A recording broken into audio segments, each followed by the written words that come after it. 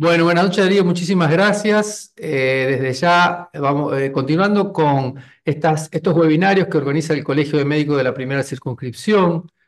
libres y gratuitos. Tenemos esta noche el honor de compartir con el doctor Domingo Agripino Mota, el cual tiene tres especialidades: especialista en cardiología, en medicina del deporte y medicina legal.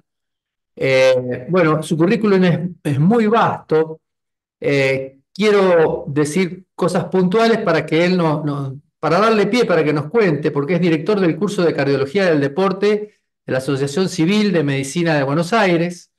y desde el punto de vista de la investigación es director del Comité de Investigación de Ciencias del Deporte del mismo lugar. Buenas noches, Antonio, y nos gustaría que antes de empezar, mientras la gente se va incorporando, tenemos 55 personas, que es lo que habíamos más o menos visto, y vamos, que cuéntenos un poco de esos cursos que usted está dando, como para que si hay gente que le interesa participar, podría participar, y a partir de ahí lo dejo, es como para que se afloje y arranque con su disertación. Bueno, muchas gracias Julio por la invitación para participar en el Colegio de Médicos de la Primera Circunscripción de Santa Fe. También quiero saludar al presidente de la Asociación Civil de Medicina del Deporte de Buenos Aires, donde permite la participación de todos los profesionales relacionados con la actividad física saludable, el ejercicio y el deporte. Y bueno, a través de la Asociación Civil de Medicina del Deporte de Buenos Aires, junto con el Colegio Médico del Distrito 5 de la provincia de Buenos Aires, comenzamos este año con un curso de capacitación para el cardiólogo, que es un curso intensivo, teórico-práctico de cardiología del deporte, para poder darle mayor información al cardiólogo, que no es especialista en medicina del deporte, pero que puede estar insertado en alguna estructura asistencial o de investigación científica relacionados con estas actividades en estructuras como municipios, provincias, en clubes, asociaciones, federaciones, para poder participar, además del rol del cardiólogo en el examen de aptitud física, también para que participe con métodos de gestión en su consultorio o en el campo de entrenamiento, con pruebas específicas del laboratorio de campo para darle un plus a la actividad de la cardiología, la interpretación de la fisiología del ejercicio y poder transferir toda esta información al preparador físico, al deportista y a los demás profesionales relacionados con los cuidados del deportista y el desarrollo de la adaptación fisiológica ante las cargas de entrenamiento, que sería la planificación de entrenamiento. Excelente. El curso es teórico-práctico, es intensivo, dura 3 meses, las prácticas se hacen en unidades hospitalarias junto con la convocatoria y la dirección de la doctora Eliana Filosa en el Hospital Austral y yo desde un servicio que estoy coordinando, que es de diagnóstico, prevención de lesiones y rehabilitación del deporte, donde se hacen pruebas de test ergométrico cardiopulmonar con una orientación hacia la planificación en el deporte, su uso en lo que es gestión y planificación, como asimismo, bueno, también es un método de gestión como cardiólogos para poder también utilizarlo en el diagnóstico clínico y en la estratificación de riesgos de muchas enfermedades cardiovasculares, circulatorias, respiratorias y metabólicas musculares, como asimismo en el preoperatorio de ciertas patologías como las cirugías respiratorias, pulmonares, la estratificación de riesgos para el trasplante cardíaco, el diagnóstico de hipertensión pulmonar y su estratificación de riesgo, para estratificar riesgo en cirugías que no son cardíacas, como hepáticas, colónicas, bariátricas, así que estamos involucrados en un espectro actualmente, el cardiólogo, mucho más allá de lo que inicialmente tenía, con métodos que eran limitados y que a través del tiempo, con la bioinformación, se fue dando y presentando para eh, impulsar y ampliar la gestión del cardiólogo en esto que es prevención primaria y secundaria. Perfecto. Antonio, la última pregunta antes de que inicie su disertación. Cuénteme qué pasaba en Pilar, que me lo dijo previamente, porque aprovechando que ya hay mucha gente, como brevemente que, por lo menos para contarnos a aquellos que le interesen, qué va a pasar en Pilar. Sí, vamos a hacer el cuarto simposio de ciencias aplicadas al deporte a través de la gestión del presidente de la Asociación Civil de Medicina del Deporte, el doctor Rubén Villa, en la ciudad de Pilar, en una jornada que es presencial y también virtual. Así que están todos invitados para participar en un encuentro federal donde van a haber 9 mesas,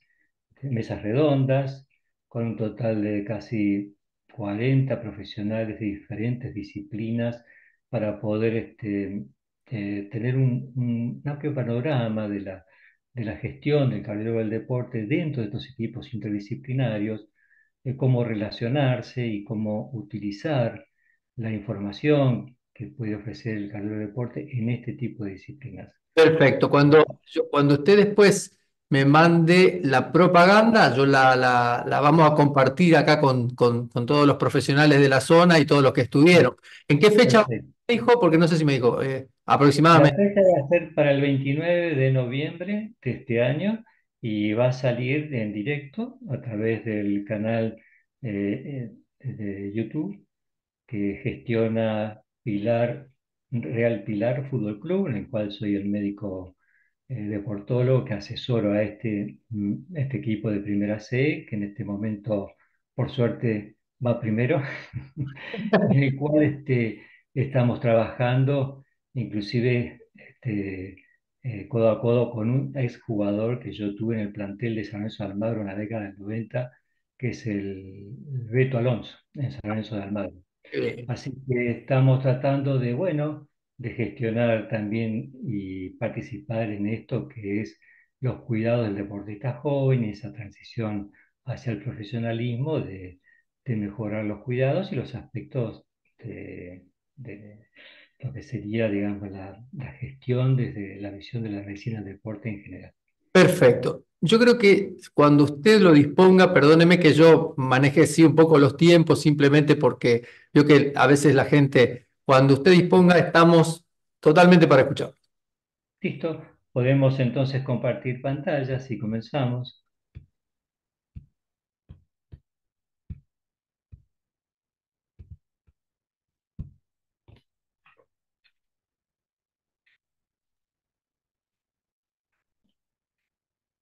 Bueno, perfecto. Excelente. Allí se ve la pantalla. Bueno, me presento, yo soy el doctor Gregorio Pinomota. Ya vieron parte del currículum abreviado en el link de inscripción.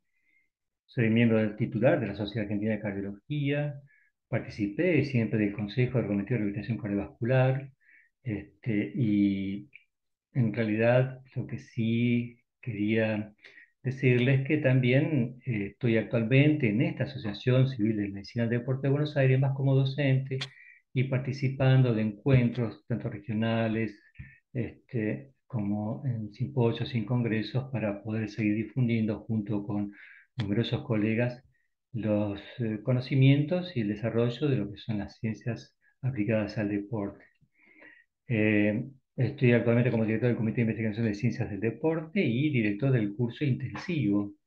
de cardiología del deporte. Aparte, asesoro una empresa de prevención y cuidados en la salud, de prevención y rehabilitación deportiva, como asimismo en el alto rendimiento, que se llama Vitamed, que tiene su sede central en Capital Federal. Bueno, dando inicio a la charla, quería mostrarles que la cardiología del deporte en realidad no es una especialidad. Nace la cardiología del deporte por una necesidad de la intervención del cardiólogo que, más allá de la prevención primaria y secundaria en la cual participaba en la década del 80, se hace extensivo en la década del 90 cuando el médico cardiólogo puede empezar a participar en centros del deporte donde se involucra en métodos de evaluación, directos o indirectos, para obtener variables de rendimiento físico y hacer una transferencia de esos resultados a través del retesteo periódico de resultados al entrenador. Y transferir todos estos conocimientos y todos estos resultados también al deportista a través de lo que sería, digamos, una gestión de cuidados en la prevención de lesiones, en los cuidados en lo que sería la composición corporal, los cuidados en la planificación de la alimentación, suplementación y hidratación deportiva, y interactuar con los equipos interdisciplinarios. La Colegial Deporte nace desde el Consejo de Ergometría y Rehabilitación en la década del 90, que así se denominaba en el principio, y se le incorporó después el concepto eh, de Consejo de Ergometría, Rehabilitación Cardiovascular y Comité de Cardiología del Deporte, con muchos notables profesionales, cardiólogos, que actualmente siguen gestionando en la parte docente y asistencial. No quiero mencionar a ninguno en particular para no olvidarme alguno de ellos. Surge de esto un consenso en el año 2007 que pueden ver en la Sociedad Argentina de Cardiología sobre cardiología del deporte, donde ponemos en contexto los cuidados del deportista, pero también eh, las, las, las recomendaciones para aquel que tiene ya una enfermedad cardiovascular para hacer actividad física, ejercicios y deportes. O sea que es muy vasto el recorrido, llegamos a esta instancia donde la tecnología nos otorga muchas posibilidades con métodos de gestión para poder medir, comparar a través del tiempo y planificar. Así que depende también la situación y las circunstancias del cardiólogo en el contexto y en el medio de donde se encuentra para poder avanzar en estos conocimientos, capacitarlos sin ser médico especialista en medicina del deporte, tener la suficiente información para desplazarse en este contexto. Y esto lo menciono porque acá en Argentina tenemos un modelo de gestión de formación del profesional deportista de élite, entendiendo como élite aquel que compite a nivel nacional y o internacional, no de su estado físico, de su físico en general. Elite se denomina a esta participación activa en la cual tiene una rigurosa preparación física en frecuencia, intensidad y duración de las cargas físicas de las mismas para poder lograr este objetivo. Y puede ser que acá se encuentre con este tipo de situaciones el cardiólogo que en esto que es la denominada, perdón,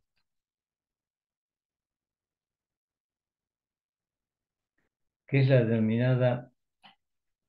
modelo de desarrollo del deporte de competición acá en Argentina, que es un modelo piramidal generalizado, adoptado por muchos países, también acá de Latinoamérica y de otras regiones del mundo, donde hay una iniciación deportiva, un nivel de competición de bajo nivel, del nivel medio, de alta competencia hasta la elite. Quizás el cardiólogo se encuentre inmerso en alguna estructura y en algún escalón de esta pirámide. Este modelo que nosotros tenemos en Argentina se caracteriza por un sistema en el cual concurre una gran masa de practicantes, de deportistas con un enfoque al alto rendimiento. Pero hay una selección natural por eliminación progresiva de los mismos. O sea, hay una dispersión de los recursos entre la masa de practicantes y la élite surge o emerge por decantación. No hay una planificación, un seguimiento en el deportista. Van surgiendo los deportistas por decantación, que llegan como pueden y en condiciones que puedan ser sostenidas a través de los aportes públicos o privados, en federaciones, asociaciones, clubes, donde, bueno, emergen aquellos que pueden ser posibles de competencias nacionales e internacionales y representarnos. Pero también puede pasar que surjan nuevas, nuevas estructuras donde el cardiólogo se podría llegar a insertar como en países como China, Rusia, Estados Unidos, Gran Bretaña, donde tienen un modelo diferente el desarrollo del deportista. Es un modelo selectivo intensivo donde hay una población objeto de una selección, así se hace la detección, selección y captación del deportista, se le hace un seguimiento hasta llevarlo a la élite. Hay una detección y selección temprana de talentos en estas estructuras, como los institutos de medicina del deporte y de ciencias aplicadas al deporte, que son equipos interdisciplinarios donde se hace docencia y se nivela la capacidad y la capacitación de los entrenadores y se trabaja en equipos interdisciplinarios, donde la aplicación de una planificación a largo plazo del entrenador, del entrenamiento de estos deportistas, puede llegar a lograr una élite a través de un proceso controlado de gestión de equipos interdisciplinarios de la salud y el deporte. Acá los recursos se concentran, tanto recursos privados como públicos, en los talentos deportivos. Este es otro modelo de gestión y esto se puede ver expresado también muchas veces en los resultados deportivos, en los medalleros olímpicos y demás. Hay diferencias de gestión, depende de los recursos, la capacitación, las estructuras y fundamentalmente a través de lo que significa la posibilidad de poder gestionar modelos a futuro que puedan ser mucho más amplios y abarcativos para los cuidados y el desarrollo lineal del deportista. Se basa entonces la función y la actividad del cardiólogo del deporte en cuatro pilares fundamentalmente: en el acto físico, en el rendimiento físico deportivo, con método de gestión, donde mide en campo y en el laboratorio de cardiología. Está la capacitación para trabajar en equipos interdisciplinarios y la planificación de entrenamiento o transferir la información para el entrenador a fin de poder seguir en forma lineal el entrenamiento en ciclos, microciclos y macrociclos a través del ciclo anual competitivo. Con respecto al acto físico, es lo más familiarizado que está el cardiólogo a través de los consensos y las recomendaciones, donde el primer escalón es evaluar si está en condiciones competitivas el deportista, descartar algún tipo de enfermedad que lo pueda exponer a un paro cardíaco y a la muerte súbita. Para eso tiene en consideración el cardiólogo, siguiendo las guías, las recomendaciones y los consensos, el aspecto de tener en cuenta la raza, el sexo, la edad, la historia familiar, historia personal y historia deportiva del deportista, hacer un examen físico amplio y lo primero que hace es realizar un electrocardiograma, pero siguiendo las recomendaciones internacionales para interpretación del electrocardiograma en los atletas. Esta interpretación que se ha mejorado con lo que fue la reunión en Seattle en 2017, donde mejoró el resultado de la gestión y la performance del electrocardiograma para detectar enfermedades que pueden ser de riesgo, eh, mejoró la presentación y disminuyó los falsos positivos de un 3,4 a un 2%. Acá, como ven ustedes, tiene tres niveles. Las alteraciones habituales de encontrar un deportista en la primera columna, que es las alteraciones fisiológicas habituales. En el rango del medio son los hallazgos limítrofes, donde dos o más de estas alteraciones ameritan continuar con el diagnóstico por imágenes. Y la última, que son aquellas alteraciones, francamente, que no son de desarrollo del remodelado o de las adaptaciones del deportista y donde ya tenemos que completar los estudios de imágenes para poder estratificar el riesgo en estos deportistas. Además en este concepto tenemos que valorar que el cardiólogo del deporte estamos en un contexto de deportistas, o sea, deportistas que están entrenando alta intensidad, frecuencia y duración de las cargas físicas, más allá de las 10 o 12 horas semanales, con el objetivo de obtener un resultado en actividades competitivas a nivel nacional, internacional, pero también tener en cuenta el deportista social, que también hace actividades físicas de alto entrenamiento en frecuencia, intensidad y duración de las cargas físicas para alcanzar objetivos recreativos competitivos como maratones de 10, 21, 42, ultramaratones, mountain bike y otro tipo de deportes donde socializa el deportista social y aparte interviene en estas competencias. Entonces, los cuidados tienen que ser extensivos, pero teniendo en cuenta también eso, la historia deportiva previa y lo que está planificando, cuál es el objetivo inicial de ese deportista. De todas maneras, tratándose de este tipo de deportista, no estamos hablando del deportista recreativo o de una actividad física saludable de baja intensidad, necesita, además del electrocardiograma, ampliar el estudio con una ergometría de 12 derivaciones o en su defecto, y si está en un ámbito del deporte donde tiene que evaluar el rendimiento deportivo y la planificación de entrenamiento, un test ergométrico cardiopulmonar. El electro de esfuerzo de 12 derivaciones complementarios del electro es para detectar si hay arritmias, el comportamiento cronotrópico de la presión arterial, ver si hay arritmias supraventriculares, ventriculares, o sea, y hacer siempre una ergometría a la máxima, no limitarlo por la frecuencia cardíaca, ni tampoco en alcanzar el 85% de su frecuencia cardíaca máxima y pararla. Para las evaluaciones de los deportistas, si uno hace una ergometría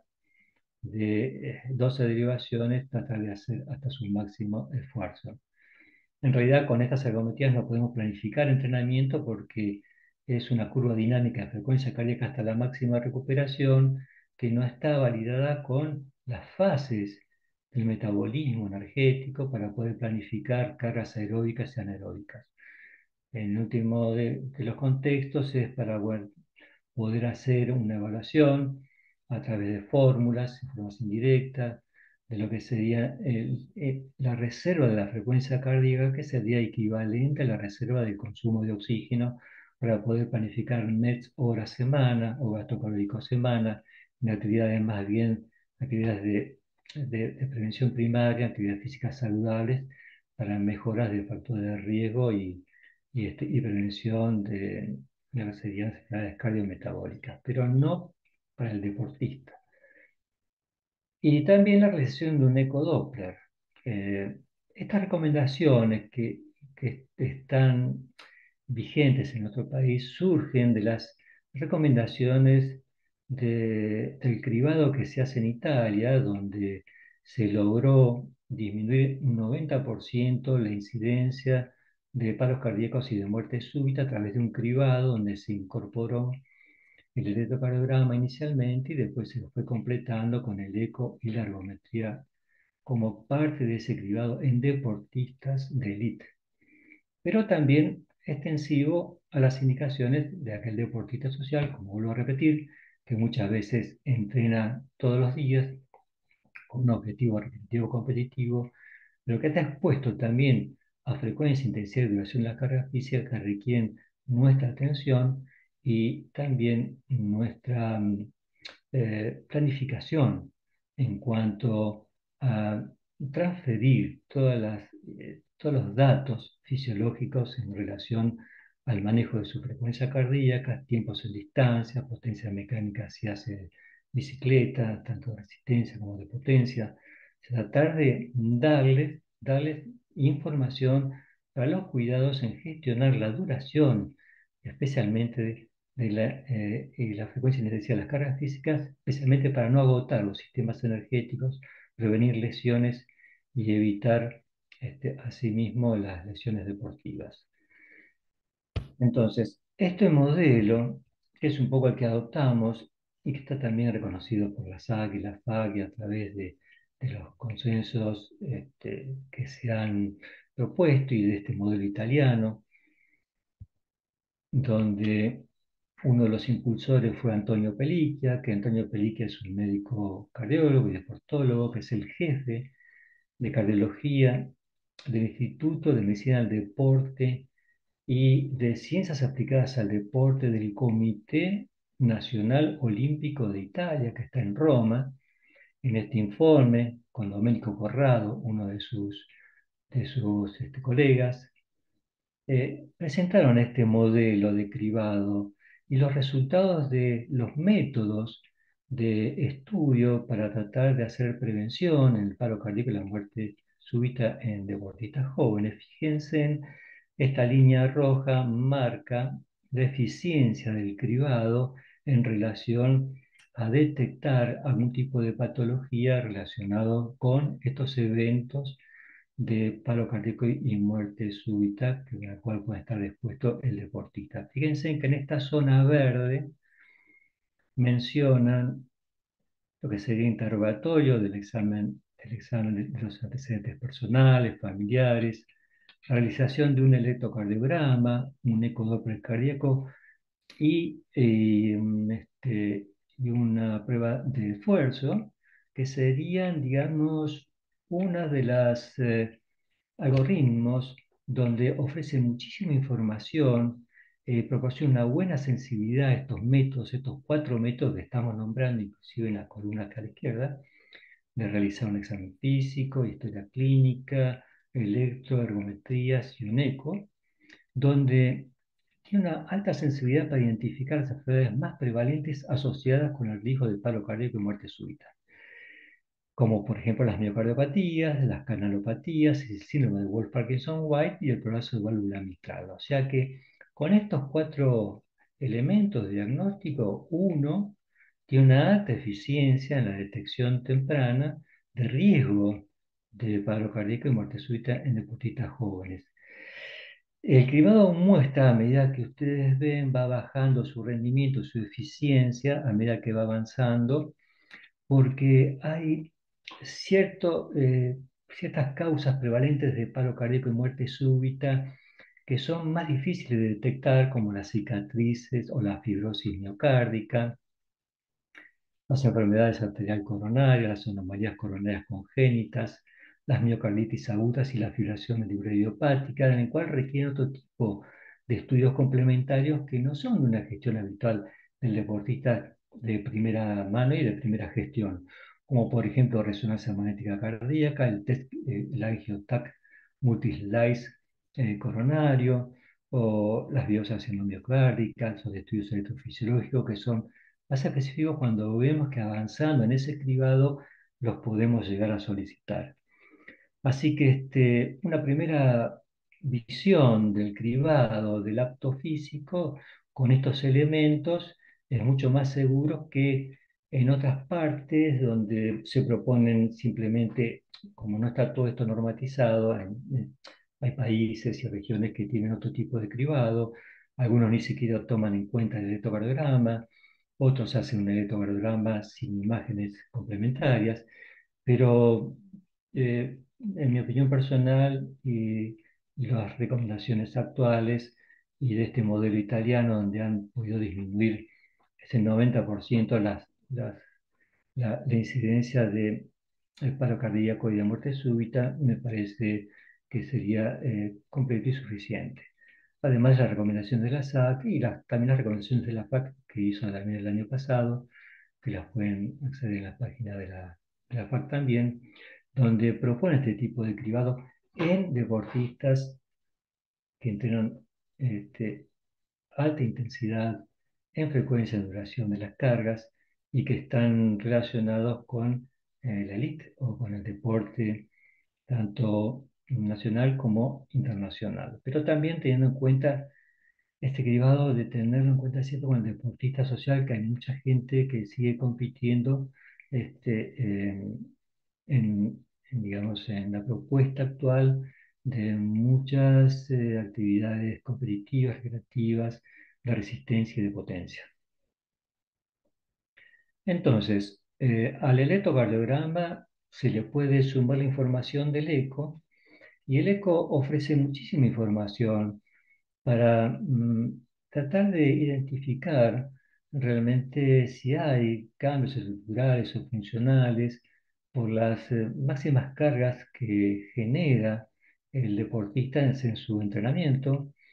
Tenemos que tener en cuenta que un entrenamiento de alta intensidad y por tiempo prolongado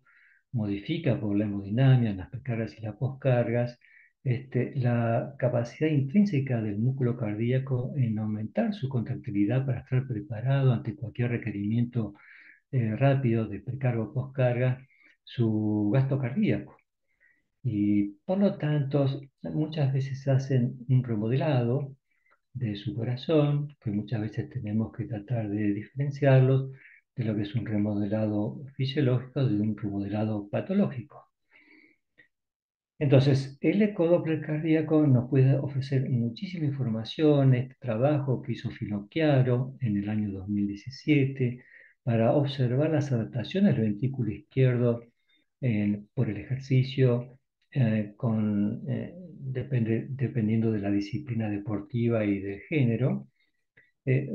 eh, Incorporó el concepto de geometría ventricular izquierda, la categorizó en 4 niveles: geometría normal, hipertrofia excéntrica, remodelado e hipertrofia concéntrica. Depende esta situación de la incidencia o la presentación del grosor relativo de pared en relación al índice de masa ventricular izquierda. Este trabajo de Finocchiaro, en el cual hizo un control de más de 1.000 deportistas de elite, todos olímpicos, en el cual encontró que había un remodelado del ventrículo izquierdo en estos deportistas, que abarcaba un 30%, en el cual tuvo que tratar de ampliar su información a través de la valoración de la función sistólica y diastólica para evaluar si era un remodelado de tipo fisiológico o patológico. Encontró en este estudio que el 70% de las mujeres y los varones prácticamente no hacían ningún remodelado del ventrículo izquierdo, tenían una geometría normal. No había modificaciones a pesar de que eran deportistas de alto rendimiento, que ese 30% que encontró observó que la mujer hacía más un remodelado del tipo de hipertrofia excéntrica, y esto es natural encontrarlo, porque en forma absoluta las cavidades cardíacas izquierdas y derechas son más pequeñas en la mujer que en el hombre, pero cuando las indexamos en relación a su superficie corporal, las cavidades cardíacas derechas e izquierdas son mayores, son de mayor tamaño en la mujer. O sea que tiene una tendencia a dilatar sin hipertrofia de sus paredes, a diferencia del remodelado y de la hipertrofia concéntrica, que es más prevalente en la población de deportistas masculinos en relación a las mujeres. Cuando en este estudio Finocchiaro evaluó el remodelado en deportes solamente de potencia, donde la poscarga es la que generaba una sobrecarga de presión y de volumen, en ese remodelado de las paredes ventriculares, encontró que el 15% de ambos sexos tenían un remodelado similar en este tipo de deportes. Hubo diferencias en los deportes de resistencia en cuanto al remodelado excéntrico y concéntrico, pero en remodelado concéntrico, en trabajos de velocidad y potencia y de sobrecarga, que no eran de resistencia específicamente, encontró que el remodelado concéntrico, o sea, el aumento del grosor parietal sin dilatación de las cavidades cardíacas, hacían de forma similar. O sea que tenemos que pensar en un corazón de deportistas, de hombres y mujeres, y también generar la información correcta en relación a estas modificaciones relacionadas con el género. Estas entonces fueron los hallazgos de este estudio. Lo importante de este estudio además es que correlacionó los electrocardiogramas de estos más de 1.000 deportistas con este remodelado que hacían los mismos, y encontró que las alteraciones habituales del electro, como el incremento de voltaje de la onda R y S, que puede inducir un patrón de hipertrofia ventricular izquierda, las ondas T negativas, la repolarización ventricular precoz, la bradicardia sinusal, no tenían diferencias cuando se trataba de un remodelado con respecto a la geometría normal. no había un patrón de referencia para poder diferenciar una geometría normal de aquellos que estaban remodelados. Y es más, analizó los electrocardiogramas y sus alteraciones, si había diferencias entre el remodelado concéntrico y el excéntrico, y tampoco halló ninguna diferencia. Así que fíjense en que en este trabajo es muy interesante porque el electrocardiograma solo no alcanza para diagnosticar el remodelado cardíaco en hombres y mujeres deportistas que entrenan alta intensidad, frecuencia y duración de las cargas físicas, que son de élite. Por lo tanto, el hacer un ecodoppler para estudiar función y estructura es muy importante en el deporte. El electrocardiograma, si bien es cierto, tiene valor, no llega a cubrir las necesidades y las expectativas de un examen de actitud física seguro y amplio. En este caso, bueno, todos estos deportistas, los que habían remodelado el 30%, tenían la función sistólica y diastólica normal. Ahora, Peliquia, del cual hablamos recién, hace un par de meses atrás, en este año 2024, presentó con Di Gioia un trabajo relacionado a esto, a ver cuál era el remodelado y la geometría que hacían deportistas solamente en deportes de resistencia, no de potencia. O sea, todos aquellos que aumentaban la precarga a través del trabajo de resistencia. eh, Eligió 309 deportistas de élite, que eran todos medalleros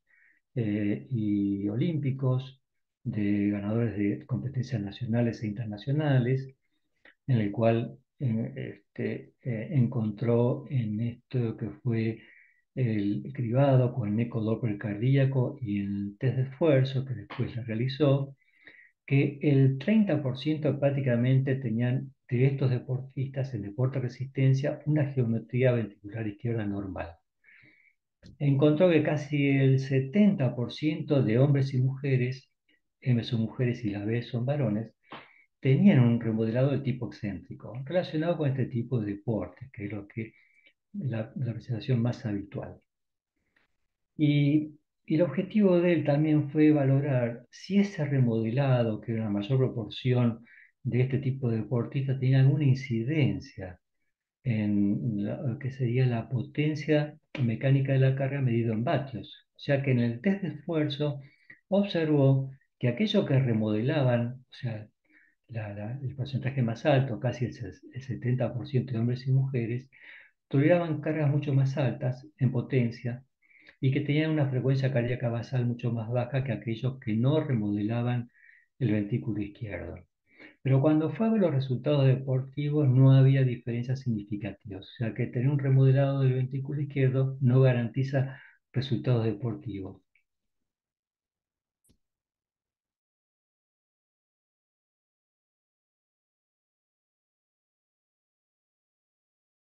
Doctor, se silenció. Está silenciado, doctor. Sí,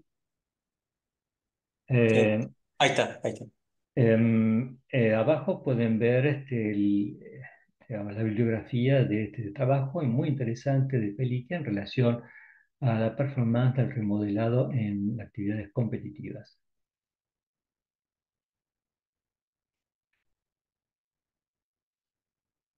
Nosotros en nuestro servicio, yo publiqué en el año 2017 también, justamente en la época de Fino Chiaro, que presentaba ese trabajo de los atletas, qué pasaba con las mujeres deportistas. En trabajo de resistencia y de potencia, presentamos el trabajo de uno de los congresos de la Sociedad Argentina de Cardiología como trabajo de investigación. Estos deportistas fueron evaluadas en test ergométrico cardiopulmonar y fueron seleccionadas estas 99 mujeres que hacían deportes competitivos de resistencia y de potencia, porque habían alcanzado un percentil igual o mayor al 90 de las tablas del American College Sport Medicine en relación a valorar la potencia aeróbica máxima. Tenían un índice superior, el consumo máximo de oxígenos, y se les hizo, por lo tanto, también una evaluación de su geometría ventricular izquierda a través de las variables de grosor relativo de pared y del índice de masa ventricular izquierda por ecodoppler cardíaco, Y encontramos en estos deportistas sociales que el 89% tenían un ventrículo izquierdo normal, sin remodelar, a pesar de que entrenaban todos los días, con cargas mixtas de resistencia y de potencia. Que el 6% correspondió a un remodelado de tipo excéntrico y el 5% restante a un remodelado y una hipertrofia de tipo concéntrica.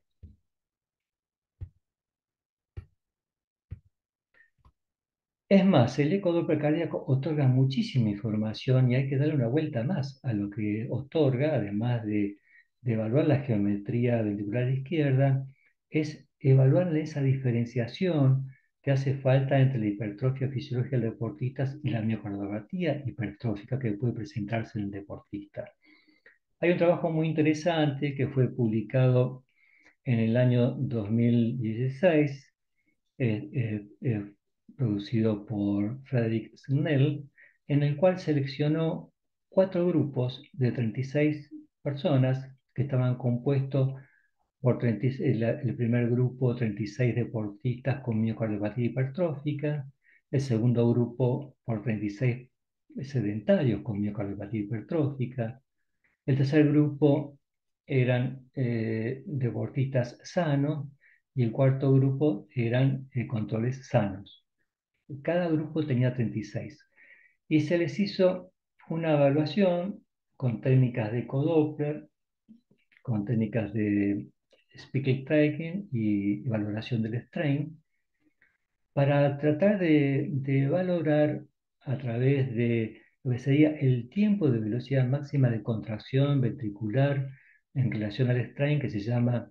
dispersión mecánica, cuál de los dos indicadores era mucho más sensible para detectar una hipertrofia fisiológica de un remodelado patológico compatible con la miocardopatía hipertrófica. Entonces, hizo tanto en reposo como en esfuerzo, una prueba, un ecoestrés con medición de strain, vio que los peores resultados estaban dados en los sedentarios con miocardiopatía hipertrófica, que es este primer grupo, y en reposo observó que el strain no identificaba diferencias por los valores surgidos del estudio entre deportistas con y sin miocardiopatía hipertrófica. Sí detectó el strain durante el ejercicio esas diferencias. Diferenció los deportistas con miocardiopatía hipertrófica respecto a los que tenían un remodelado fisiológico. Pero observó que el índice de dispersión mecánica era mucho más superior porque pudo identificar, tanto en reposo como en esfuerzo, esas diferencias entre el remodelado fisiológico y patológico, o sea, entre los deportistas con y sin miocardiopatía hipertrófica.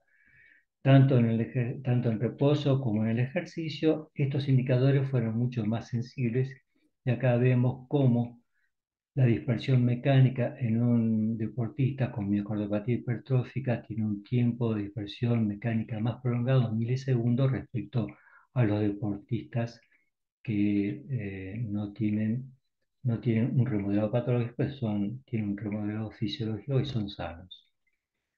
Así que esto es un índice de mucho valor que podría incorporarse de rutina también en estos pacientes que a veces tienen un remodelado, que como vimos oscila mucho entre un 30 y un 70%, y muchas veces nos generan dudas por su espesor parietal o su función cardíaca, si estamos frente a una cardiopatía de tipo incipiente y en la miocardiopatia hipertrófica incipiente, en esos límites de 13 a 15 que siempre estamos analizando de la zona gris de Maron, y en el cual nos puede dar muchísima y valiosa información para no seguir avanzando por ahí con más estudios de imágenes. Así que todavía creo que el ecodoppler cardíaco nos puede ofrecer muchísima información y puede generar realmente una, una ayuda valiosa como herramienta de gestión en el examen de aptitud física. Y lo digo porque aparte de todo esto, hay también, y ha surgido últimamente, un nuevo índice que se llama Índice Global de Trabajo Miocárdico, que relaciona las presiones del ventrículo izquierdo con la curva del strain. O sea, analiza el bucle del strain con la presión ventricular izquierda. Es un trabajo que surge de los primeros estudios de Russell en el año 2012, en el cual relaciona el índice de volumen y presión ventricular izquierdo con el strain. Este estudio, que fue eh, efectuado por Tocodi, y en el cual él se hace un interrogante, dice si esto no es un nuevo indicador que podría mejorar el diagnóstico de la función sistólica del deportista. Y esto es a través de que muchas veces cuando uno evalúa la fracción de sección en un deportista o el strain en un deportista, como vimos antes, el strain puede estar en los límites inferior o bajo, y la fracción de sección lo mismo, puede estar en el límite inferior o bajo, y con un remodelado a veces puede interpretarse como que puede ser una disfunción sistólica de ese remodelado cardíaco, porque en realidad el strain, la fracción de sección, no evalúan completamente la función contráctil del ventrículo izquierdo. Son dos variables que pueden tener, digamos, una subestimación de la misma, porque están muy influenciadas por la precarga, la poscarga, el remodelado cardíaco y la frecuencia cardíaca, cosa que no lo tiene este índice. El índice global de trabajo miocárdico no tiene estas influencias y puede detectar la reserva contráctil de un ventrículo izquierdo con una función sistólica supernormal y no tratarse ni de fatiga muscular ni tampoco de una patología que ponga en riesgo al deportista, sino que son adaptaciones intrínsecas del músculo cardíaco de mejorar la contractilidad ante un requerimiento inmediato del aumento de la precarga o la poscarga y de aumentar rápidamente su gasto cardíaco en relación a las cargas físicas del ejercicio. Este estudio, que inicialmente Tocodi lo hizo en ratas, en forma invasiva midió la presión de curva de volumen-presión de fin de cisto del ventrículo izquierdo de ratas que habían sido hipertrofiadas con el ejercicio, y se evaluó ese índice de masa de trabajo, el índice global de trabajo miocárdico para ver el rendimiento cardíaco contráctil, y lo llevó a las experiencias humanas, pero no en forma invasiva, el método de evaluación de la presión ventricular izquierda, sino en forma indirecta y estimativa, junto con la evaluación de técnicas de eco, Doppler, con técnica de Pickle-Teigen para valorar strain, en 20 nadadores de élite, 10 hombres y 10 mujeres, comparando con 20 sedentarios. Y entonces observó,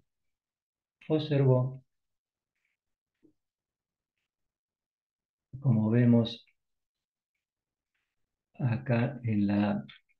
pantalla a la derecha, en el análisis de tres variables, la primera con relación al índice de masa ventricular izquierdo. Esta columna está representando a deportistas masculinos en azul y sedentarios masculinos, de esos 20 que habían elegido en cada grupo, 20 nadadores, 10 hombres y 10 mujeres, en relación a 20 personas sedentarias.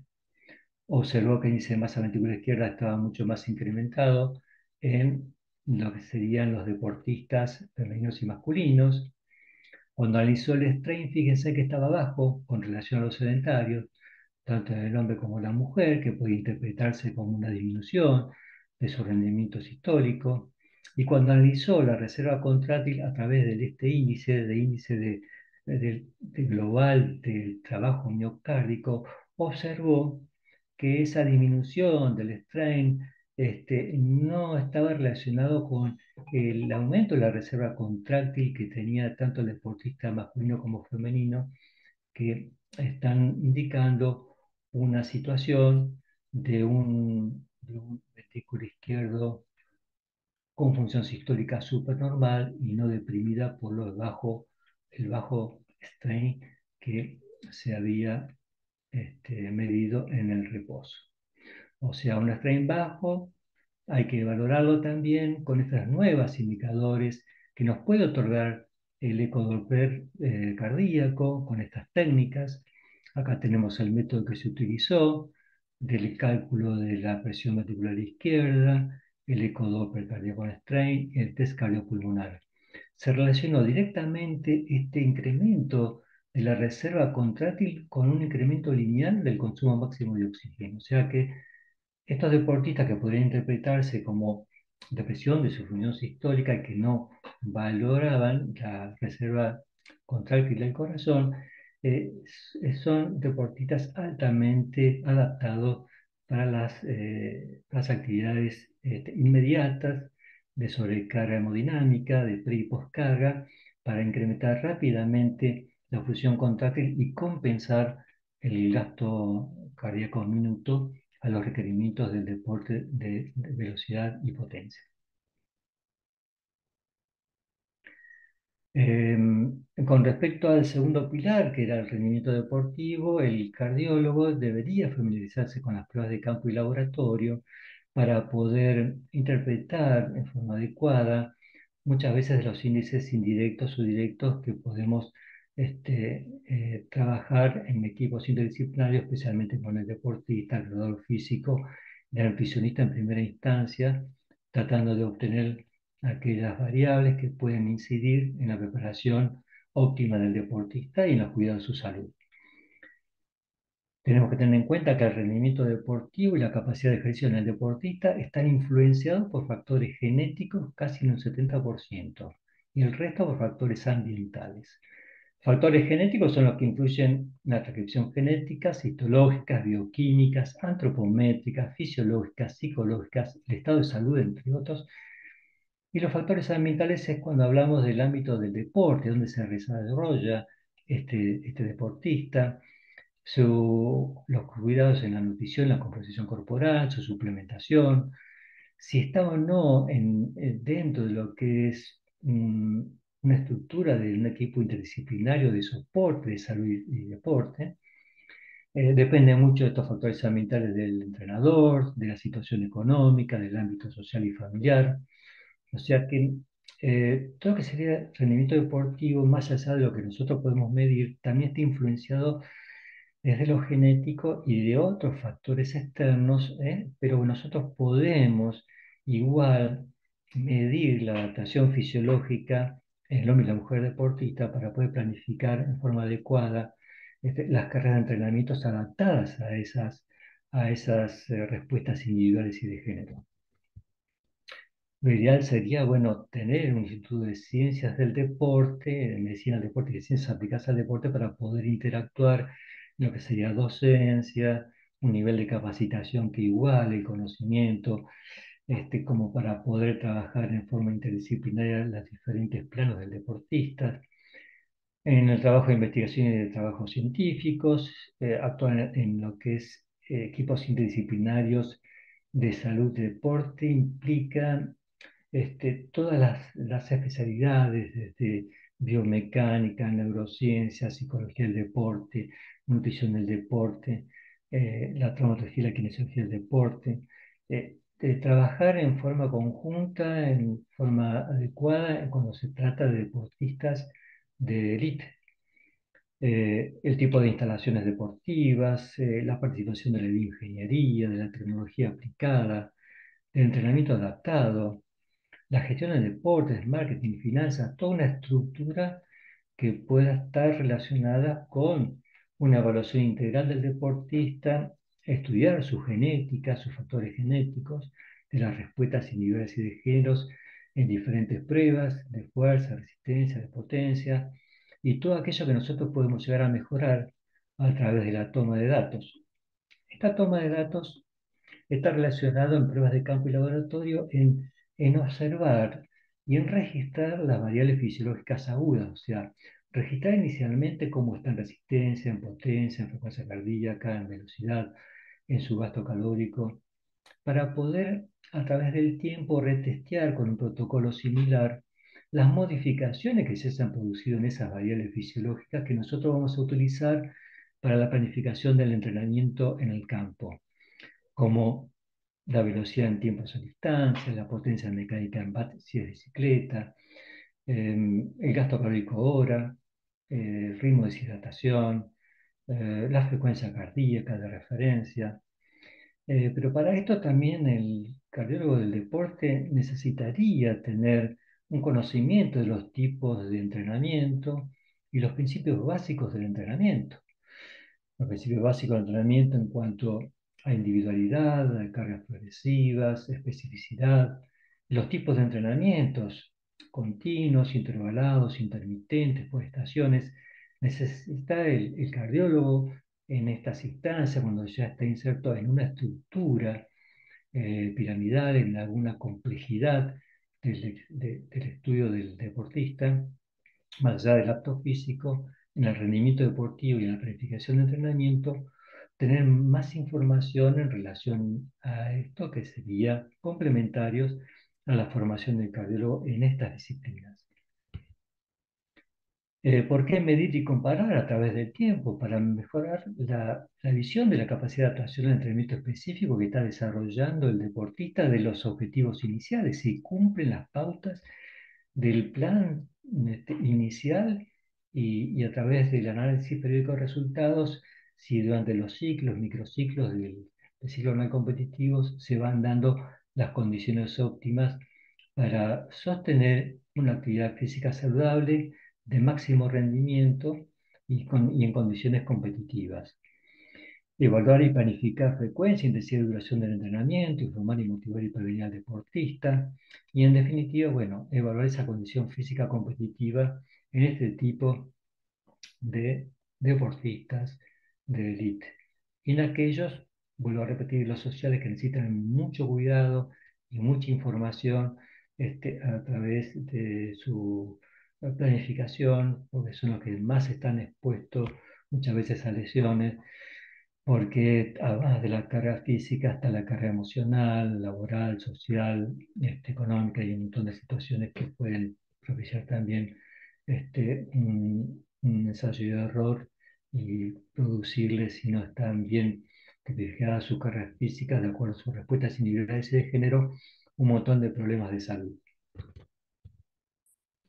Entonces, hay pruebas de campo que son aeróbicas, que tiene que conocer el cardiólogo del deporte. Está la prueba de Conconi, que es la que más familiarizados estamos nosotros los cardiólogos, que es un test continuo donde se evalúa la, eh, la curva dinámica de la frecuencia cardíaca, donde allí rompe su linealidad, como vemos ahí en el esquema a la derecha. Es un test de Conconi de campo tomado en el año 2000 con un reloj de bioinformación. Allí donde rompe la linealidad es también donde rompe la linealidad de la ventilación pulmonar, justo en una zona de transición de que sería, digamos, la zona de transición aeróbica anaeróbica, allí donde estaría el umbral anaeróbico, donde empieza a, y rompe la linealidad también la ventilación pulmonar, tratando de compensar el punto de compensación respiratoria la mayor acidificación del medio y la eliminación del dióxido de carbono. Nosotros no sabíamos mucho esto para tipificar el trabajo límite de la resistencia, para después hacer el trabajo de velocidad y potencia y utilizarlo como un trabajo fraccional del VO2 máximo de forma indirecta, pero también nos ayudaba muchísimo para no hacer trabajos de mediciones invasivas. Están los test de velocidad individual del lactato, que sí es un test invasivo, que ya puede estar reemplazado actualmente por el test cardiopulmonar, porque mide el umbral anaeróbico, que es el equivalente al umbral individual del lactato, ahí donde empieza a subir rápidamente el lactato en sangre. Se hacían en otras épocas para trabajos de investigación académica y científica, pero muchas veces también se utilizaba en forma inadecuada en el deporte, cosa que se fue desestimando a través del tiempo. Está el test de Cooper, el test de Navet, que son test intermitentes, como ven abajo. En el año 90 ya hacíamos estos test de evaluación del consumo indirecto de oxígeno, que son test intermitentes, de ida y vuelta, señal sonora hasta el agotamiento. Pruebas anaeróbicas de campo que hay que conocer, cómo poder hacer un porcentaje de una repetición máxima, los test de agilidad que se utilizan en deportes acíclicos, test de velocidad, el RAS test, que es un test de potencia anaeróbica también láctea, test de sprint de Basbo, como ven acá a la derecha, donde ya también en la década del 90 hacíamos a través de la gestión, con medición de frecuencia cardíaca y lactato post-test. El test de 1000 metros, que nos ofrece valiosa información, que es invasivo, se toma el test de lactato al final del esfuerzo de 2000 metros, analizando la curva de frecuencia cardíaca y los tiempos en la distancia. Si bajaba los tiempos en los 1000 metros y disminuía la concentración de lactato, no solamente veíamos que había mejorado su potencia anaeróbica, sino también que lo hacía en forma mucho más económica al utilizar menos glucógeno muscular. O sea, la participación del cardiólogo como médico en estos test invasivos, como el lactato, ya que por ley de sangre el médico es el único que puede medir en campo y no los profes, ofrece también valiosa información para poder participar de este encuentro con el deportista, con el jugador físico en campo, y transferir esta información al preparador físico para seguir optimizando las cargas de trabajo en el deportista. Desde el laboratorio también de cardiología del deporte, eh, podemos tener acceso a ciertos tipos de test, como el Wingate Test que se hace en bicicleta con una carga de acuerdo al peso corporal en hombres y mujeres para evaluar potencia anábica láctea, se hace en 30 segundos. La prueba de Cunningham y Fallner, que la podemos hacer con cinta ergométrica, que es una pendiente de 20% y una velocidad de 12,5, donde también podemos analizar frecuencia cardíaca y lactato post-test inmediato. Son test que duran 90 a 120 segundos para poder transferir esto en un 2x2, de 2 minutos por 2 minutos de recuperación en espacios reducidos, trabajo de velocidad y potencia en el deportista en campo y medir también en campo el lactato y su frecuencia cardíaca para ver si puede reproducir la máxima potencia anaeróbica que nosotros queremos lograr en deportes de velocidad y potencia, en deportes acíclicos. Las pruebas cinemáticas, ahí a la izquierda abajo, ven cómo trabajamos ya en el año 90 con plataformas cinemáticas para ver potencia anaeróbica aláctica a través de lo que era fuerza explosiva, reactiva, elástica, de saltos pliométricos y saltos continuos para evaluar resistencia en fuerza-velocidad. O sea, junto con el profe y con el deportista, la función del cardiólogo del deporte puede integrarse en muchos aspectos, depende también del lugar, el medio, los recursos, para poder optimizar a través de tecnología de bioinformación una mayor información de datos fisiológicos para transferir estos informes al valor físico, al deportista, al nutricionista, a la biomecánica de carrera, como para poder optimizar el trabajo físico con más economía de esfuerzo. El gold estándar para nosotros los cardiólogos es evaluar el test cardiopulmonar, ya sea en laboratorio, en consultorio o en campo. Hay equipos portátiles que estaban censando inicialmente la curva de ventilación pulmonar y el consumo directo de oxígeno, pero que también otorgaba un plus de registrar el gasto cardíaco hora y también la velocidad de desplazamiento como parte de poder identificar las fases de transición aeróbicas anaeróbicas en el entrenamiento, que ahora vamos a ver, que son las fases de Skinner y McClelland, que las podemos registrar con los gráficos de Wasserman, que otorga este test cardiopulmonar, o mismo utilizar estos equipos portátiles con el gesto deportivo específico en atletismo, en remo, en canotaje, así que, o en bicicleta, o sea que tenemos posibilidad de poder interpretar las variables fisiológicas y poder después transferir toda esta información al trabajo de la preparación física en campo.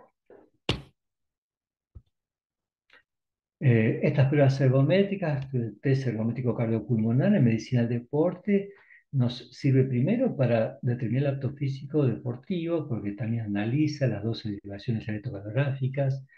se analiza la respuesta dinámica de la frecuencia cardíaca, si hay un contexto de arritmias supraventriculares, ventriculares, bueno, todo lo relacionado con el electro y las ergometrías de 12 derivaciones. Sirve para evaluar el pronóstico de rendimiento específico deportivo de este deportista a través del tiempo, con un seguimiento y con protocolos que sean similares. Control y planificación de zonas de entrenamiento en la capacidad aeróbica de resistencia en los límites del umbral aeróbico y el umbral anaeróbico. Evaluar la potencia aeróbica máxima del deportista,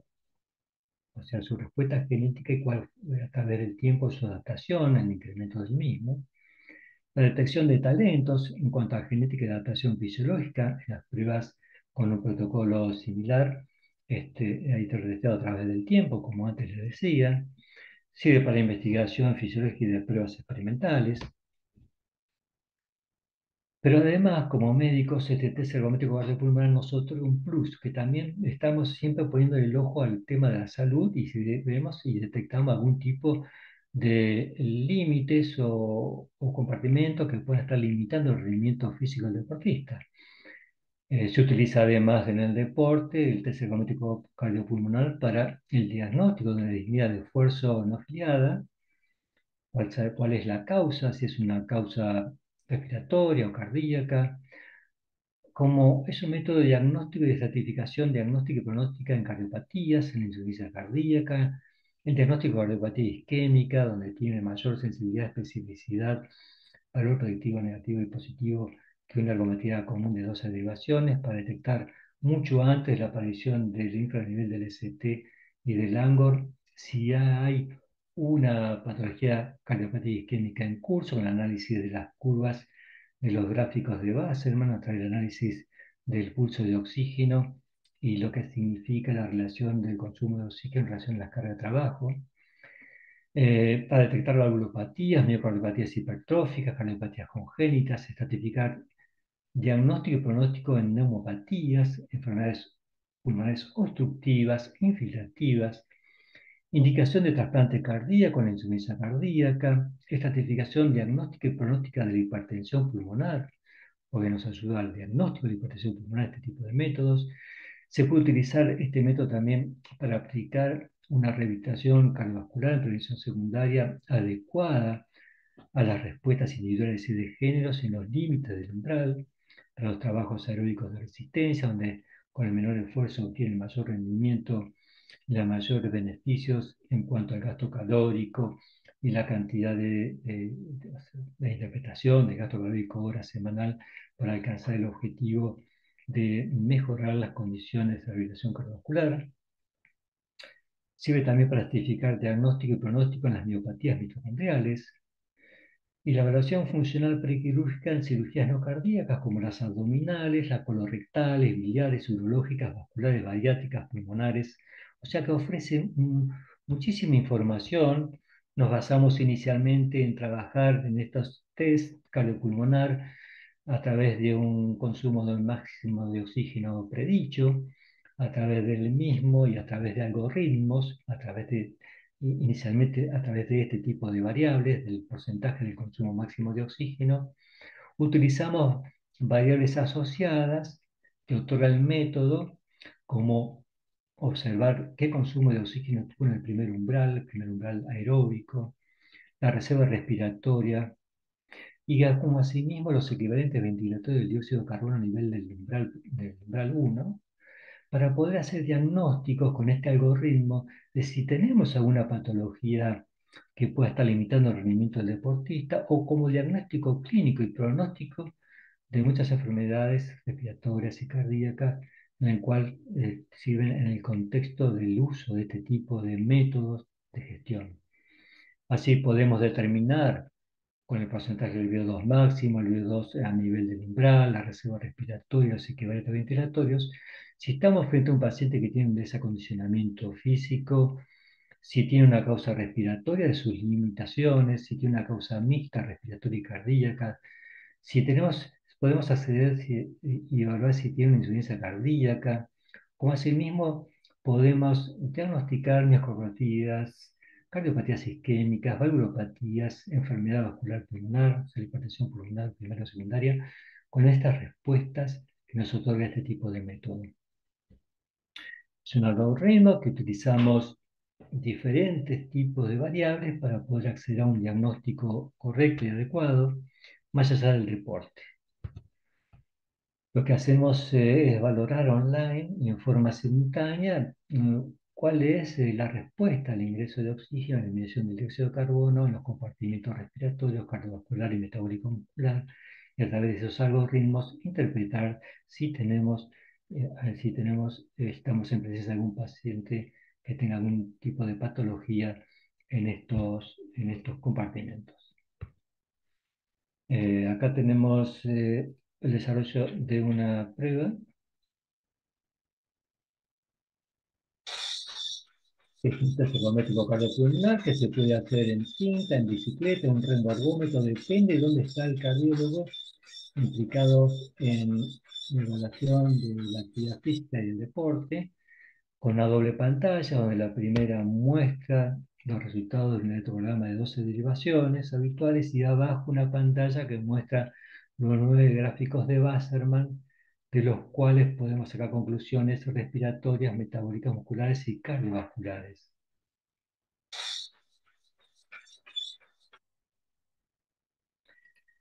Es importante en la medicina del deporte, entonces, algunos de los indicadores de las variables que nos ofrece este método, como por ejemplo el análisis del umbral aeróbico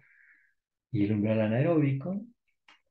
cuáles son las frecuencias cardíacas, la velocidad de desplazamiento, el gasto cardíaco hora en estos límites que son umbrales de resistencia, en relación al umbral BT2 con respecto al consumo máximo de oxígeno, valorar su consumo máximo de oxígeno en condiciones máximas, la velocidad aeróbica máxima, pero también la transición del umbral BT2, que es el anaeróbico con respecto al VO2 máximo para el trabajo de resistencia intensiva. Y ahora los vamos a ver graficados en las fases metabólicas de Skinner y McLelland.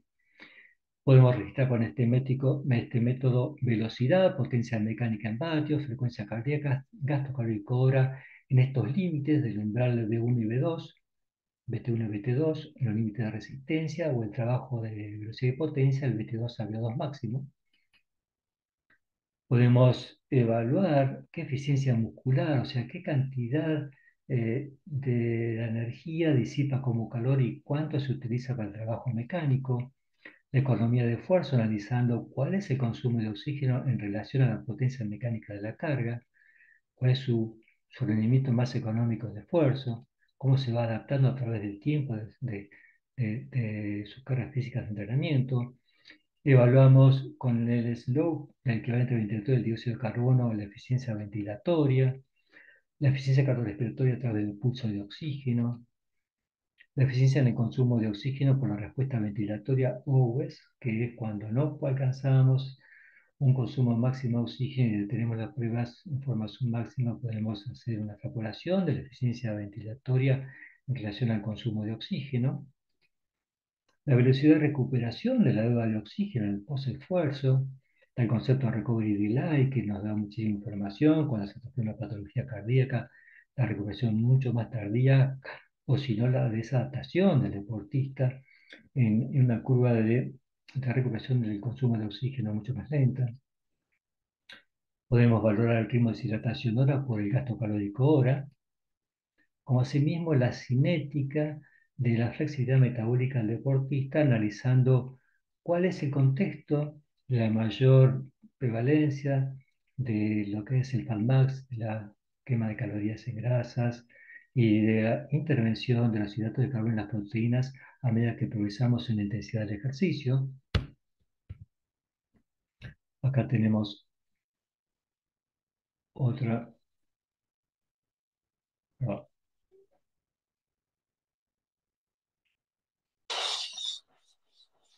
otro ejemplo de cómo trabajamos en un centro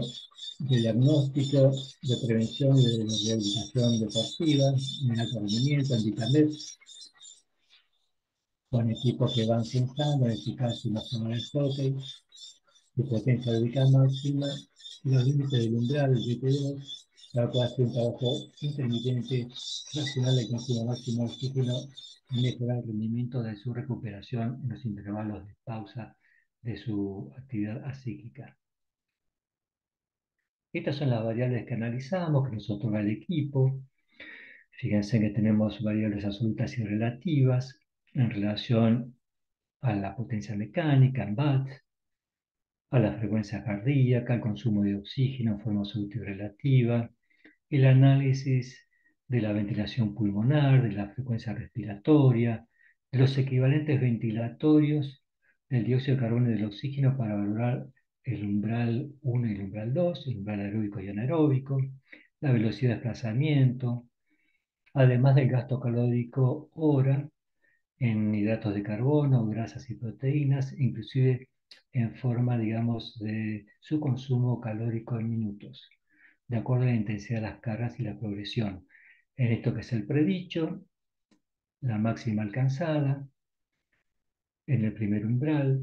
en el segundo umbral, lo que es la parte, digamos, de la primera fase que ahora vamos a ver, de la fase metabólica de Skinner y McLennan, acá donde se hace trabajo regenerativo, el más económico de esfuerzo, y donde se quedan predominantemente las grasas, acá está la zona de FATMAX,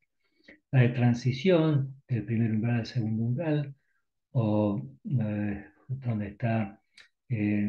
justamente el umbral anaeróbico propiamente dicho, que es el punto de compensación respiratorio. Este primer umbral, el segundo umbral, la zona de transición, que se llama de amortiguación isocárnica, porque en realidad empieza a incrementarse la ventilación pulmonar y el equivalente ventilatorio del oxígeno, y no se acompaña del equivalente ventilatorio del dióxido de carbono. Y acá, en el punto de compensación respiratorio, donde ya empiezan a elevarse los dos equivalentes ventilatorios, tanto del oxígeno como del dióxido de carbono, que ahora vamos a ver. O sea, ofrece muchísima información, eficiencia mecánica, economía de esfuerzo, y da su representación gráfica. Representación gráfica de 9 gráficos, los gráficos de Wasserman, en el cual los 3 primeros que aparecen acá, en esta disposición arbitraria que hacemos, son los índices para evaluar la función cardíaca y vascular. Después tenemos estos 5 que son el PET, O2 y CO2, los equivalentes ventilatorios de la ventilación pulmonar, el slope del equivalente ventilatorio y la relación ventilación-volumen corriente para evaluar la función respiratoria, y este que nos indica los índices del metabolismo. La relación de intercambio respiratorio para analizar el gasto calórico a expensas de diferentes sustancias energéticas que a la medida que progresa la intensidad y la duración del ejercicio, nos va graficando dónde estamos quemando calorías y en qué sustratos energéticos en condiciones aeróbicas y anaeróbicas. Esto en verde que ven acá es la reserva ventilatoria pulmonar. Usamos especialmente esto que es el equivalente ventilatorio del dióxido de carbono y el de oxígeno para determinar el umbral ventilatorio 1 o aeróbico y el umbral ventilatorio 2 o anaeróbico. Estas son las 3 fases de Skinner y McLellan. Acá vemos cómo la curva de oxígeno empieza a incrementarse en forma no lineal a partir del primer umbral hasta alcanzar el segundo umbral. Aquí se determina el punto de conversión respiratoria. Acá es donde empieza el trabajo de la glucólisis anaeróbica con mayor concentración de ácido láctico hasta terminar en su consumo máximo de oxígeno. Esta zona intermedia, que es de amortiguación isocárnica, porque miren que esta curva en rojo es el equivalente del dióxido de carbono. En esta zona empieza a incrementarse el equivalente ventilatorio del oxígeno sin acompañarse del equivalente ventilatorio del dióxido de carbono. Esta es lo que se llama zona de amortiguación isocárnica. Esta primera zona es una zona más bien de gasto calórico a expensas de las grasas, es donde se hace el trabajo regenerativo en la resistencia. Esta segunda fase de transición aeróbica anaeróbica de amortiguación isocárnica es donde empieza a participar la glucólisis aeróbica y anaeróbica, y hasta el límite del umbral 2 es donde se hacen todos la planificación del trabajo aeróbico de resistencia para maratones, ultramaratones, sin entrar en zonas anaeróbicas de mayor ácido láctico, de hiperventilación y de mayor agotamiento de sustancias energéticas a expensas del glucógeno muscular y hepático, que son los depósitos limitados por la distancia de unidad de tiempo. son 1.500 a 2.000 calorías para utilizar en relación a 100 a 200.000 calorías en esta zona. También utilizamos el PET, la presión de fin de expiración del oxígeno y el dióxido de carbono, para analizar también la presencia del umbral 1 y el umbral 2, el umbral aeróbico y anaeróbico. También nos sirve la curva de ventilación pulmonar, donde rompe su linealidad, como vimos antes, en este punto, en el punto de populación respiratoria, empieza a incrementar la ventilación pulmonar para eliminar más rápidamente el dióxido de carbono producido. También utilizamos esta curva de los equivalentes ventilatorios del dióxido de carbono para el segundo umbral, que es el umbral anaeróbico. Estas son las tres fases que les decía, hasta el primer umbral, la primera fase, donde disminuye el equivalente ventilatorio del oxígeno y del dióxido de carbono. En azul el dióxido de carbono y el oxígeno. A partir del primer umbral empieza a incrementarse la curva de los equivalentes ventilatorios, como asimismo la ventilación pulmonar, sin acompañarse el equivalente ventilatorio del dióxido de carbono. Esta es la zona de transición aeróbica anaeróbica, donde aquí empieza a intervenir la glucosis aeróbica y anaeróbica, donde acá está las zonas más económicas de esfuerzo hasta el límite del umbral anaeróbico o BT2. Acá donde está el punto de compresión respiratoria, que empieza a incrementarse el equivalente ventilatorio del dióxido de carbono y el equivalente ventilatorio del oxígeno. Acá es la zona anaeróbica para el trabajo intervalado. Y acá el pico máximo, el consumo máximo de oxígeno, depende si hace o no una meseta, para el trabajo en zona 4, que sería el trabajo intermitente de resistencia en fuerza de velocidad o resistencia al lactato muscular, y donde se trabaja en VO2 máximos o supramáximo en campo. Estas son las tres zonas de Skinner y McLelland, que podemos entonces registrar con el primer umbral, que sería acá, y el segundo umbral aeróbico, anaeróbico, volvemos a repasar, donde la primera fase, hasta llegar al primer umbral, se utiliza más la oxidación de los ácidos grasos, donde están más disponibles las mitocondrias. Esta es la curva de quema de calorías en grasa, donde tenemos el FatMax en esta zona, la máxima gasto calórico con el menor esfuerzo para mejorar la composición corporal. Esto es muy importante en las personas con síndrome de riesgo cardiometabólico. A partir del primer umbral y hasta el segundo umbral empieza a crecer la utilización del glucógeno muscular, tanto en condiciones aeróbicas como anaeróbicas, hasta que llegamos al segundo umbral o punto de compresión respiratoria, donde ya la participación energética predominantemente es a través de la glucólisis anaeróbica con gran producción de ácido láctico y de dióxido de carbono. Hasta acá la amortiguación renal, acá empieza a participar la amortiguación ventilatoria para defenderse del exceso de lactato y del dióxido de carbono. Esta es la curva dinámica que les mostraba de flexibilidad metabólica, donde hasta el primer umbral podemos registrar un gasto calórico máximo a expensas de las grasas, FatMax, cómo llega hasta el cruce de nutrientes, donde estamos valorando la participación de los hidratos de carbono,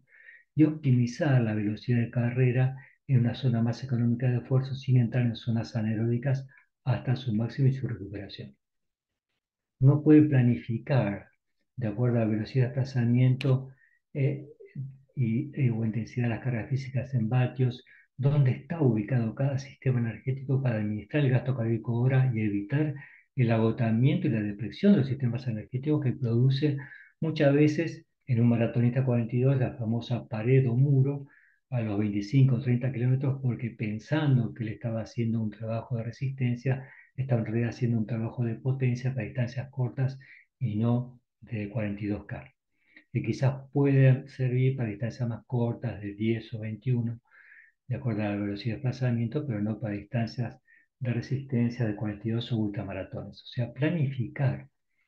darle las herramientas de gestión para que pueda planificar el trabajo regenerativo, el trabajo de fondo, extensivo, de la resistencia, el trabajo intensivo de la resistencia,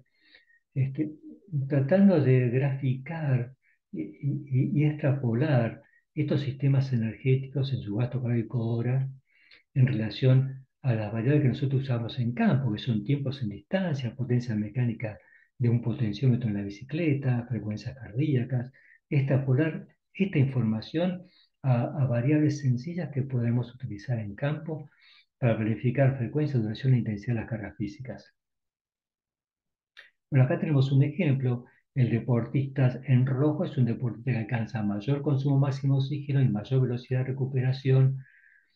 de la deuda de oxígeno con respecto a este deportista en líneas continuas azules, que alcanza un menor consumo máximo de oxígeno y una más lenta recuperación de la deuda de oxígeno. Fíjense que es mucho más económico, inclusive el deportista en rojo, que tiene mayor potencia aeróbica en los límites de la resistencia y de potencia y mayor recuperación de la deuda de oxígeno, gastando 10,3 mililitros de oxígeno por minuto por vatios y su equivalente en gasto calórico que este deportista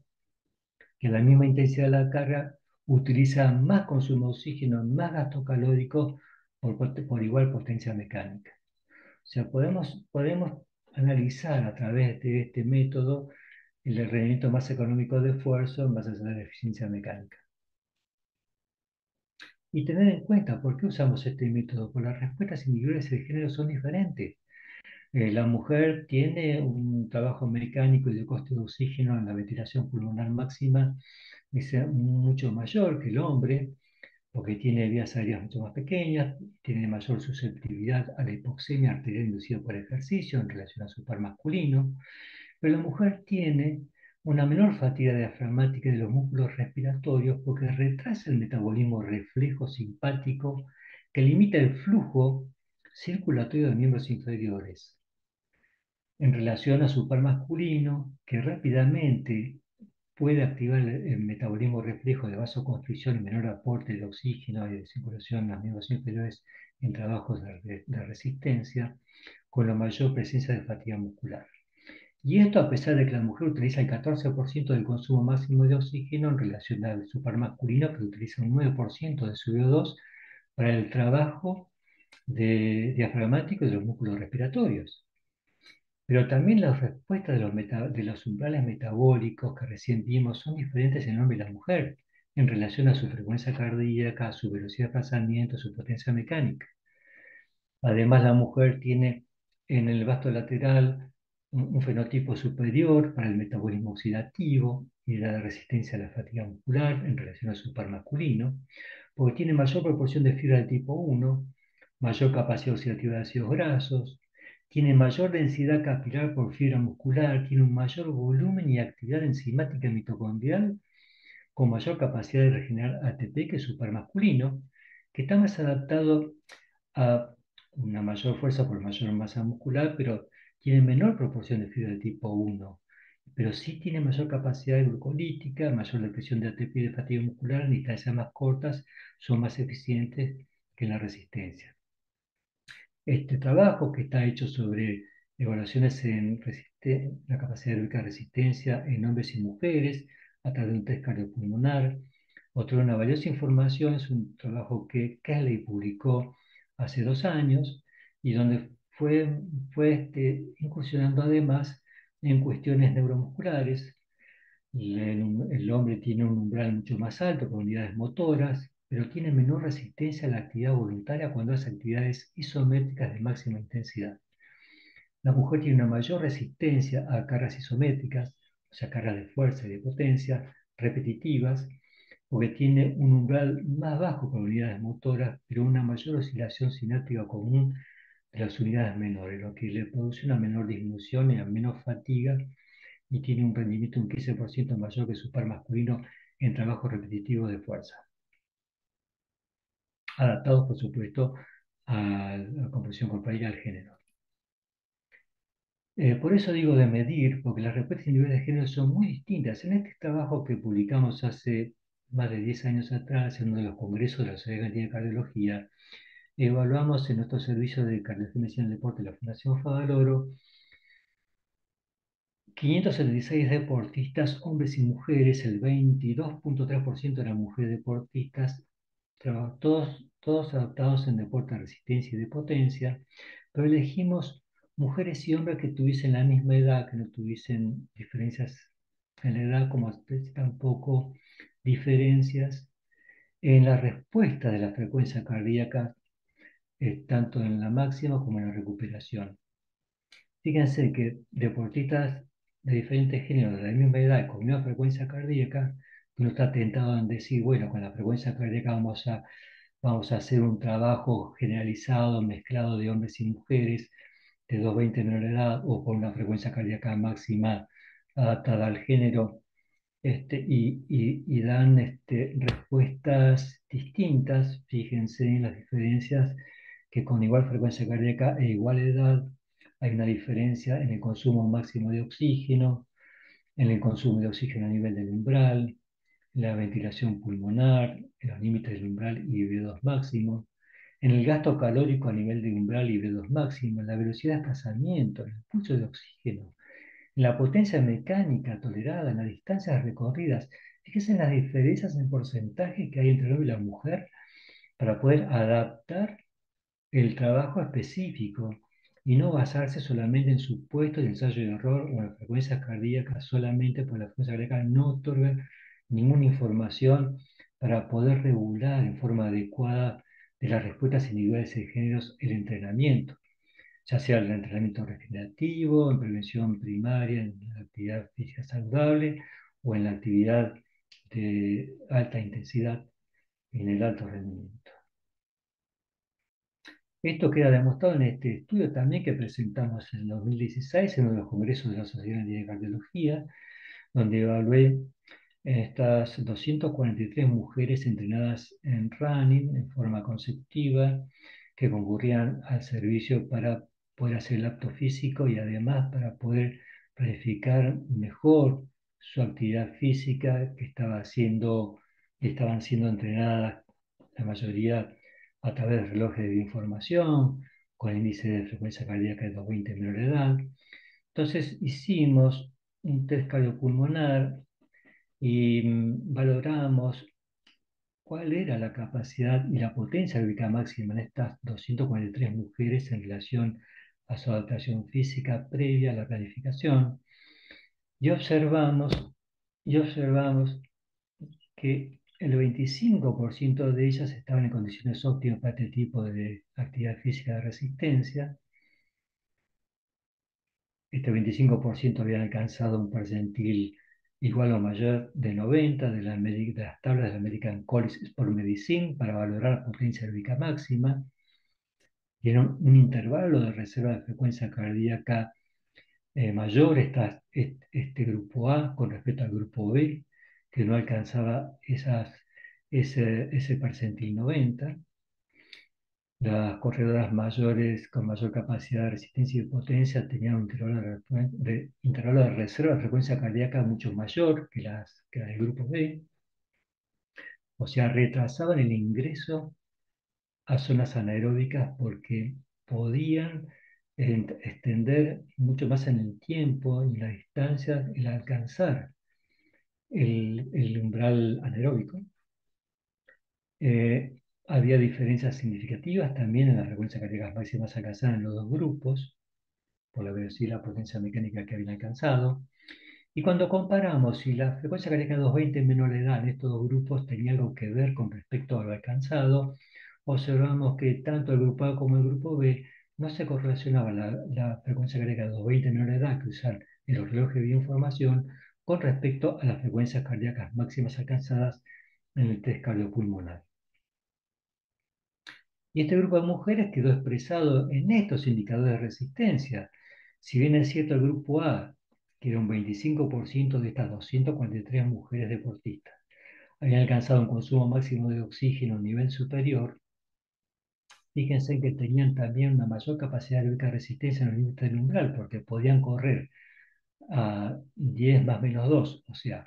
en el rango de 6 a 5 minutos el kilómetro en resistencia sostenida con respecto a las menos adaptadas que estaban en 6 a 6:30.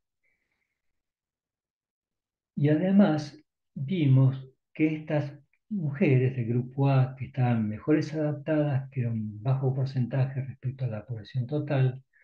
no solamente podían correr a distancias de resistencia mucho más rápidas, sino que además tenían un consumo de oxígeno mucho más bajo a este nivel, a nivel del umbral anaeróbico. O sea, lo que le hacía mucho más eficiente en el rendimiento y en la economía de esfuerzo. El equivalente al consumo de oxígeno en gasto calórico utilizaban menos energía y eran mucho más rápidas que el otro grupo. Por eso el método de analizar de forma individual o grupal o poblaciones en estudio ofrece valiosa información para poder planificar el contenido de las propuestas para lo que es frecuencia, intensidad y duración de unas cargas físicas adaptadas al deporte específico. Lo mismo pasó con los pares masculinos, cuando analizamos en mi otro trabajo que presentamos en otro de los congresos de la Sociedad de Cardiología, evaluamos 1.558 maratonistas en actividades recreativas y competitivas, también con el mismo método, con un test ergométrico cardiopulmonar. Y observamos que también el 25% de los deportistas masculinos con técnicas de ensayo y error o de frecuencia cardíaca solamente estaban adaptados para el deporte de maratón, ultramaratón, Ironman, una muy baja proporción, pero los que estaban mejor adaptados en consumo máximo de oxígeno, resistencia y en potencia a través del test cardiopulmonar tenían velocidad de desplazamiento a nivel de VO2 y del umbral mucho más alto que los deportistas que no estaban adaptados, un gasto calórico que se relacionaba con la velocidad y la potencia mecánica de la carga, el rendimiento del grupo A, de los mejores adaptados en la resistencia y la potencia, evaluados a través de tablas de la American College por Medicina, alcanzar un percentil igual o mayor a 90, toleraban mayor velocidad, mayor potencia de la carga, su consumo de oxígeno era diferente con respecto a los dos grupos y su gasto calórico podía planificarse en relación a la planificación de la suplementación deportiva y su planificación calórica nutricional de acuerdo a sus adaptaciones y a su velocidad de desplazamiento. Bueno, muchísimas gracias. Esto es el flyer del curso de cardiología del deporte que dirigimos con la autora Elena Filosa para aquellos que quieran incursionar en el deporte desde la cardiología y obtener mayor información y prácticas intensivas con el test cardiopulmonar como herramienta de gestión para campo y laboratorio. Son bienvenidos. La info la pueden recabar en el Colegio Médico Distrito 5. Estamos finalizando el año con el último curso de cardiología del deporte y ahí tienen mi email y el WhatsApp por si se quieren comunicar conmigo en relación a cualquier duda que haya generado esta presentación que fue rápida pero actualizada para poder poner en contexto la participación del cardiólogo en lo que es la cardiología del deporte. Bueno, muchas gracias. Bueno, No sé bueno, si quedan algunas preguntas o algo, o si estamos 2 minutos, bajo el a ver tiempo. si alguna pregunta, la verdad, muy generoso, muy amplio. Eh, Habría que, digamos, cubrió todos los objetivos. El cardiólogo que se quiera dedicar al deporte va a tener que capacitarse mucho. No sé si va a poder lograr los conocimientos que ha adquirido usted durante tanto tiempo y apuntar a todas las esferas y manejar eh, justamente ese test cardiorrespiratorio con consumo de oxígeno como lo está manejando usted. Estaba el doctor Villa que le manda felicitaciones. Ah, perfecto. Bueno, gracias. Igualmente, Morá, un gran saludo al doctor Rubén Villa. Moraes Longo, así que no, muy generoso de su parte, muy amplio. Esto va a quedar, como usted bien lo dijo, grabado y creo que podríamos pensar en nuevas interacciones a partir de la Asociación Civil, el Colegio de Médicos y bueno, y fomentar este curso que para mucha gente va a ser muy, que le interese la cardiología del deporte, va a ser muy importante toda la experiencia que usted tiene, ¿no es cierto? Sí, yo creo que sí, porque el cardiólogo puede insertarse en asociaciones, federaciones, en clubes, en lo que son la gestión, en las secretarías de deportes, municipales, provinciales. Cada vez hay mayores requerimientos, no solamente para el examen de tu física, sino también para poder participar de esto que son los cuidados del deportista en las mediciones de variables fisiológicas y poder transferir esta información al preparador físico, al deportista y a los demás integrantes de los equipos interdisciplinarios de salud y deporte. Así que,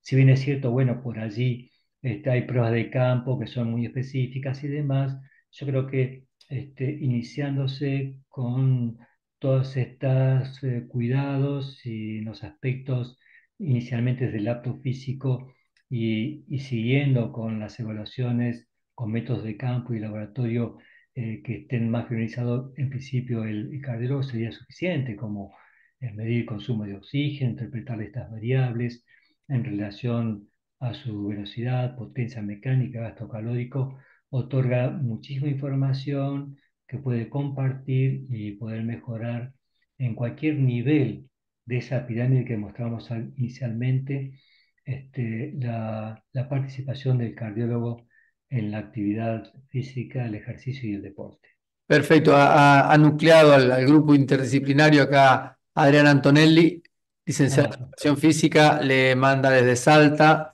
muchas gracias. Así que, bueno, si no hay ninguna pregunta y por el respeto de todos los presentes, doctor, le pido que cierre esta conferencia como usted quiera. no, desde ya agradecer la invitación y estamos, bueno, desde la Asociación Civil de Medicina del Deporte de Buenos Aires, juntamente, bueno, con los cursos y los encuentros que hacemos regionales y los simposios federados, la participación de todos ustedes para integrarse a esta asociación y la participación activa también en estos encuentros para seguir desarrollando esta idea del encuentro interdisciplinario.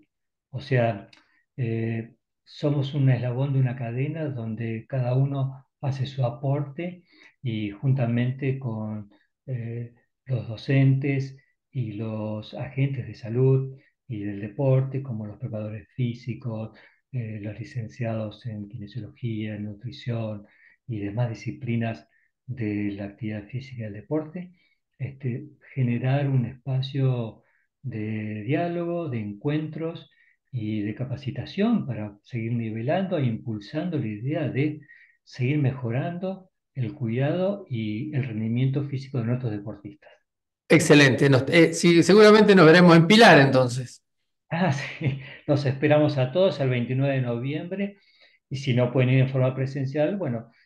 también pueden verlo a través de la difusión virtual por el canal de la asociación. Y así que bueno, los esperamos a todos para seguir encontrándonos y compartiendo un espacio de docencia y de trabajo. Muchísimas gracias y como le agradezco a usted, le quiero agradecer a Darío por el soporte que nos está propiciando acá desde el Colegio de Médicos. Muchas gracias, Darío. Así que, bueno, damos por finalizado este webinario que va a quedar grabado para quien lo quiera repasar y rever. Muchas gracias, doctor. Bueno, muchas gracias a ustedes. Muchas gracias, hasta luego. Gracias.